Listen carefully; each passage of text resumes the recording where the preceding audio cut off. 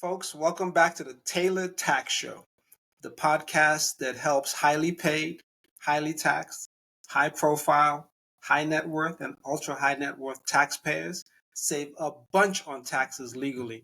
I'm Terrence Taylor, the co founder of Taylor Tax, and I'm an enrolled agent. This is my partner, Big Al Donnell Jr. So, what's up, Big Al? What's going on, everybody? All right, Big Al is also an enrolled agent, and today's topic on episode 20 of the Taylor Tax Show is taxes and trading, and specifically stock trading. And the reason why we want to talk about this is because, Big Al, both you and I got wiped out this week trading in the stock market. And that brought up a conversation about, well, what are the tax angles and tax aspects of trading in stock, especially when you have a week like we've had this week. So I'm gonna hand it over to you, Big Al, to tell us a little bit about your thoughts on this topic.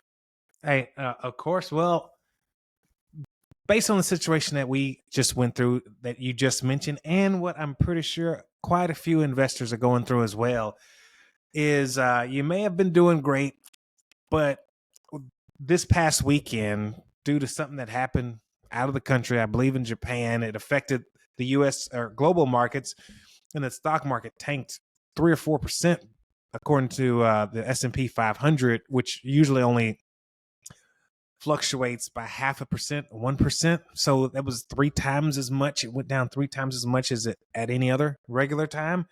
And here's the beautiful thing. When it comes to taxes, just like when it comes to investing, there's strategies that you can take advantage of when the stock market is going up and when the stock market is going down. And one of those specific strategies that I wanted to mention to you all today for when the stock market is tanking is a thing called tax loss harvesting. All right. So tax loss harvesting is just using the losses from the sale of one asset to help offset gains from the sale of other assets. So both Terrence and I, we both had pretty decent gains the 2 weeks prior, each of the 2 weeks prior. So now, us understanding the tax game, one thing that we can do is to use this opportunity to sell the stock, sell certain underperforming stock, but then also buy it back. Now, here comes in another component that you have to make sure you understand. I'm pretty sure many have heard of already, but there are these things called wash sale rules. And what that means is that if you were to sell one stock and then immediately repurchase a substantially identical, sorry about that sound, and purchase a substantially identical stock within a 30-day period, then they'll dismiss the allowance of that loss of the first stock that you sold because you bought it back. So here's the thing, is that the beautiful thing is when the entire stock market goes down or the majority of stocks go down, you should be able to, let's just say, sell. Hold on. Sorry, we pause for family. All right, so should be able to. Good, Big Al. We pause for family. Hey, but all right. So the thing about wash sale rules is that if you were to sell a stock at a loss in order to take advantage of this tax loss harvesting strategy, if you were to purchase a substantially identical stock or the same stock back in the next 30 days, the IRS will disallow the loss that you obtained from that sale. So the strategy would then kind of blow up in thin air. So the key to this is to, they call it the, what is it called? I forgot the exact name of it, but the parity that the stock has with the actual markets. There are certain markets, certain stock that when the market goes up by 1, it goes up by 1. When it goes down by 1, it goes down by 1. There's others where it's if it goes up by 1, it goes up by 1.5. So there are a swath of stocks that you can identify that follow the same patterns as a stock market, so that when it's down, you could sell one stock and purchase the exact a similar stock that's going to go back up when the stock market goes up. Now, mind you, this isn't financial advice. This isn't investment advice. This is tax advice. I was just trying to break down some of the tactical components of how tax loss harvesting works, but it's a beautiful strategy if implemented properly. So, with that being said, are there any other benefits that we could gain in a market like this, or just from being an investor in the stock market, Terrence?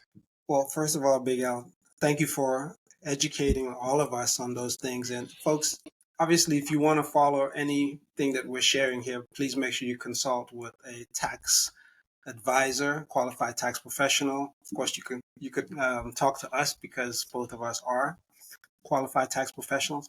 And Big Al, one of the things I wanted to share today via our very own Tax Strategies GPT is another thing that most investors should consider when it comes to taxes and trading, especially when markets get choppy, but in general. So I'm going to share my screen and I'm going to go to Tax Strategies GPT and I'm going to show a question that I asked Tax Strategies GPT and then what it actually shared back.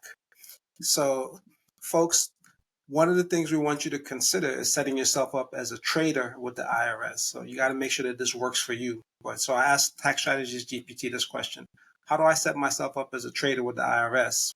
And basically, it's talking about understanding the trader status criteria, right? So to be classified as a trader by the IRS, it then gives the requirements. So first, you got to make sure you show substantial activity. So you got to trade frequently. It can't be a buy and hold type strategy. You have to be much more substantive where you're making several trades every day or every week.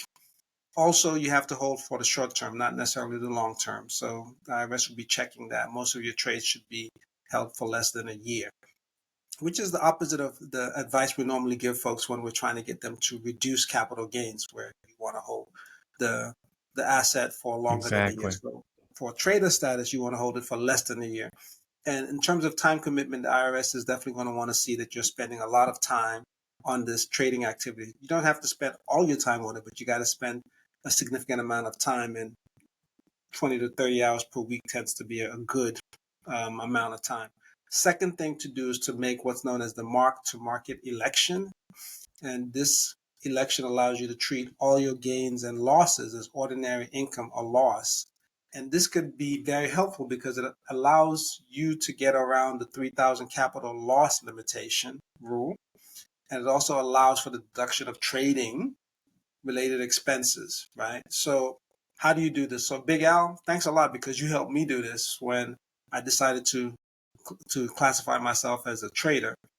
You have to file a statement with the IRS, normally by April 15th of the year you wish to make the election, right? So this statement must be filed with your tax return for the previous year.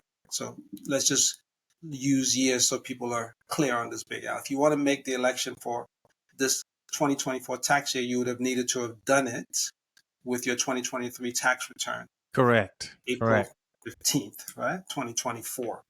So next thing is you have to attach a form, which is form 3115, right? And this is if you want to change your accounting method to your tax return. But Big Al, you were telling me that we may not necessarily need to do this when you're first starting out. So I wonder if you could come in here and just briefly share a little bit more with folks about form 3115 and whether that's necessary. Of course, yeah. So the form 3115, it's you use it whenever you're making a large change in your accounting method. That primarily includes depreciation and how the allocation of certain stock. So with the 475F election, as Tax Strategies GPT, which I suggest everybody checks out, as it stated, it often has you to file the form 3115 in order to change your accounting method so that it's changed to the mark-to-market election along with the statement that you're making. So the statement that you're making is literally just a Word document, a Word document that is stating your name, that you're going to be using the mark-to-market election starting in whatever year that you plan to start it, and the name of the company or whomever else that you're going to be doing all this through. Then the IRS form would be the 3115 to kind of follow up with it. However, if this is your first year filing the trader or filing that 475F and alerting the IRS to your status as a trader, then you're starting it with a new company, whether it's a sole proprietorship, an LLC, or any other entity that you want to hold it under, then you don't need to file that form 3115 because there is no change in the accounting method, because you are starting your new business's year with this mark-to-market election, since you're not going to put it on your Schedule C until that tax year. So yeah, that's the key behind, or I guess the nuance associated with when or when not to file that form when you're making this mark-to-market election. All right. Thanks, Big Al. Much appreciated.